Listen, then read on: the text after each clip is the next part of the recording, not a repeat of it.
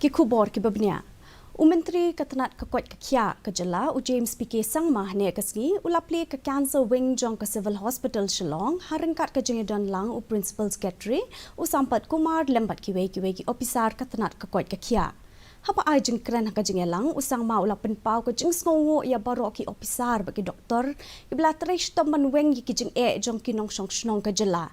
Ulapen pau ro ka jeng kemen halor ka jeng la pen pendap ya cancer wing wat la kala shimpor pen pendap ya ka. Kuman cukudau hang ni, ya kani ke cancer wing lamang ha usnam arhajar pra, bat kala shimpor khat sa usnam bat pendap pura bat ban Plie ka.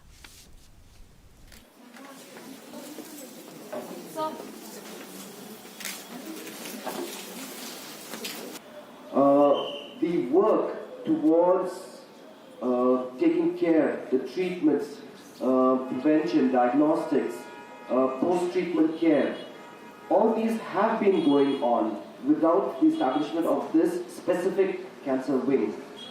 And our doctors have been working so hard, and today we see that the results of that in our young friend Marchwell and also our friend Bakharmujai and countless other cancer survivors who have been treated by our doctors here. Menteri Ketenat Kekuat Kekia Kejala James